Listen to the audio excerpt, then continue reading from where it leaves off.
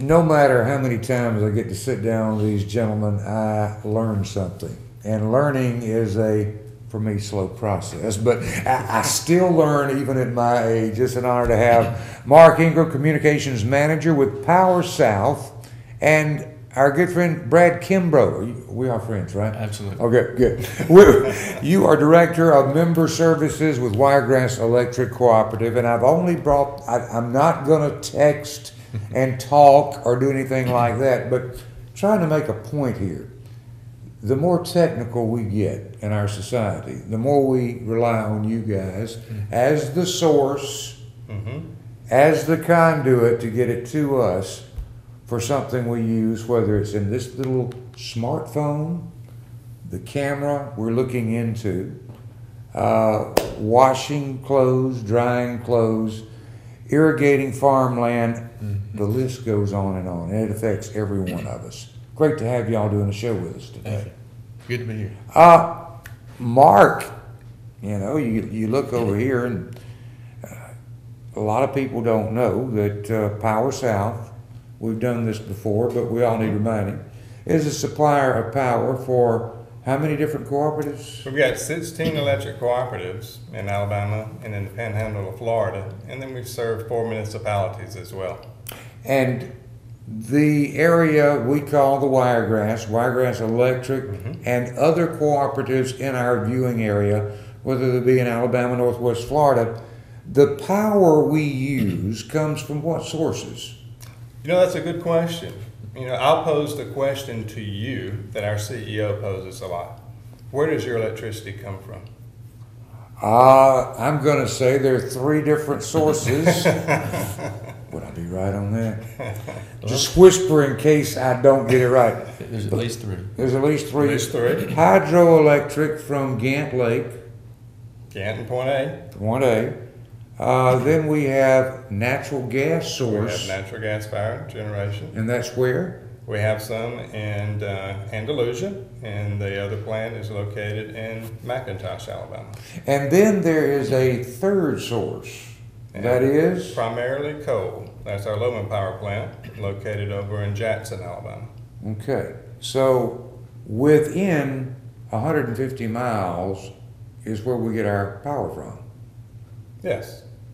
Now, we do have connections with other utilities across the nation that we buy and sell power from as well, too. But 95% of the electricity in this area comes from fossil fuel, whether that's coal or natural gas. Exactly. And the natural gas has been, in the last few years, one of the best sources, cheapest ways for you guys to produce our electricity. It is right now the cheapest form of generation for us, and with our regulatory issues facing us with coal-fired power plants, you're going to see more and more natural gas-fired generation, and then you'll see more and more nuclear, hopefully too, in the next 10 to 15 years, because that is the choice, because that's your cheapest form of energy. Regulatory rules and regs, the red tape of it all, and I'm going to get to Brad. We'll get to Brad in a minute because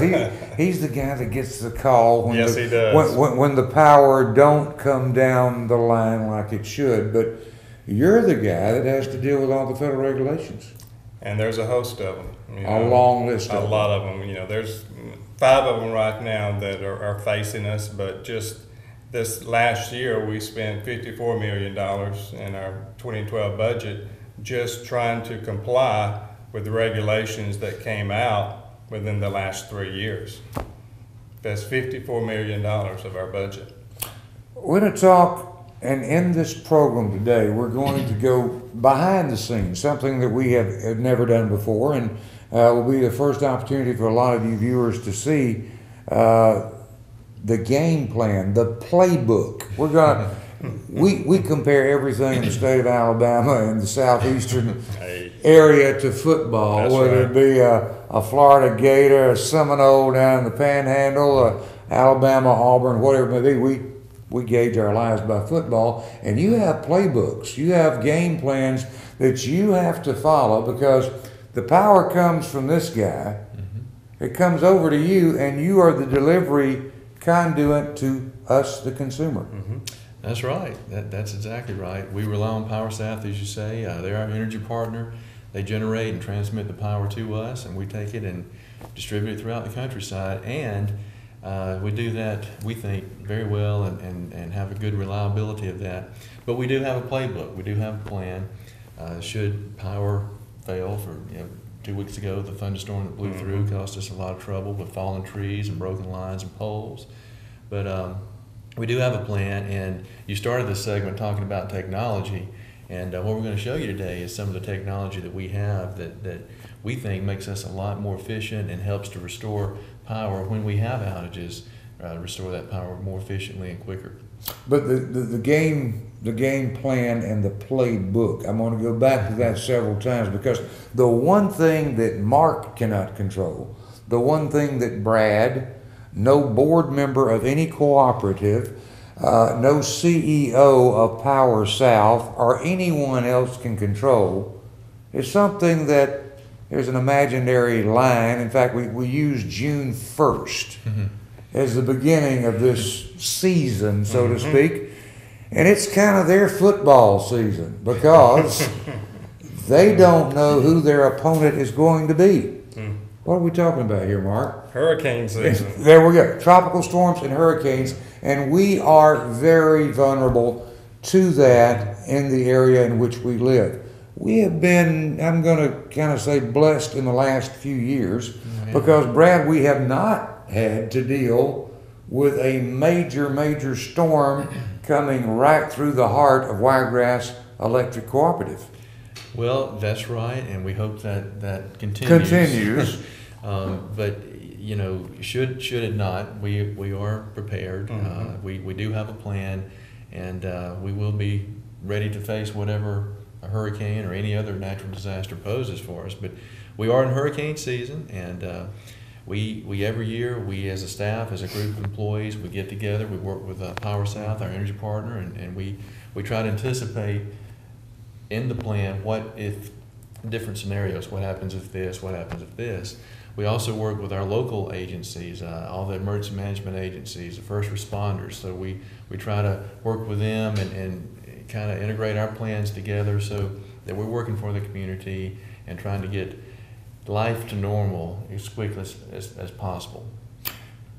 One question before we go to a break, and we're going to carry you behind the scenes. We're going to take a look at what they have technology-wise and how they prepare and are prepared to serve you, the customers. But who owns Wiregrass Electric Cooperative?